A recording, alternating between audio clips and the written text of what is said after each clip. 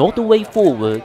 Hundreds gathered at Victoria Park on Sunday, February the 12th, to echo an online petition over potential road hazard caused by cross-border traffic. It follows a government's decision to relax cross-border traffic restrictions by allowing drivers from both sides of the border to drive freely on either side of the territory, with the first phase of the pilot scheme to be implemented on March the 1st this year.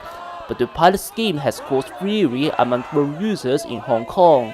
Cross-border traffic in Hong Kong is nothing new, and we have been enjoying the right to travel in China. And some say the right should be extended to people from China as well. What are you afraid of?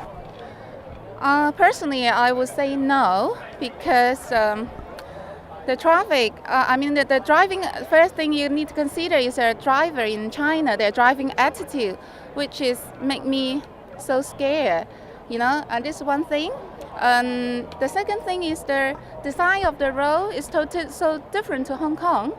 And the third thing is in China, you drive on left-hand side, and Hong Kong, you drive on right-hand side. How would you expect a driver that used to drive with the left-hand side? How can they drive in Hong Kong with right-hand side? When government, they say they want to allow mainland Chinese people driving in Hong Kong, have they ever think about all this problem or the difference in between Hong Kong and China? Yeah. What do you expect the government to do? To stop it. Enough. Okay? I expect they ask Hong Kong people first, ask themselves if they are happy they are happy to drive in China by themselves without any driver, without any bodyguard, and they're safe, come back to Hong Kong.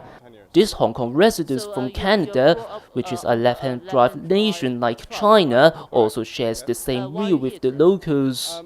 I think that we need to take more time to study the impact to Hong Kong for introducing overseas drivers to drive directly in Hong Kong. I know as a left-hand drive person, it takes time to adapt, it takes training, and Hong Kong is not the easiest place to come and drive in.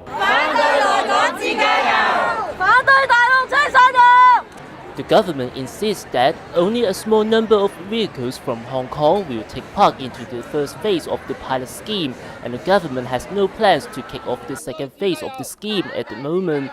Despite the reassurance, fury remains.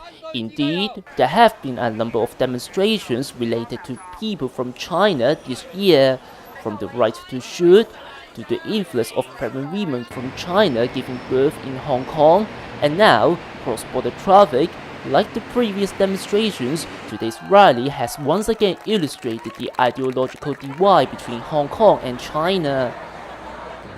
With the persistent influx of pregnant women in China giving birth to Hong Kong, it's certainly understandable that why people of Hong Kong are so furious about the pilot scheme. The battle to keep Hong Kong's roads safe and moving, perhaps the battle to safeguard Hong Kong's way of life, continues. Eric Low, INT, Victoria Park.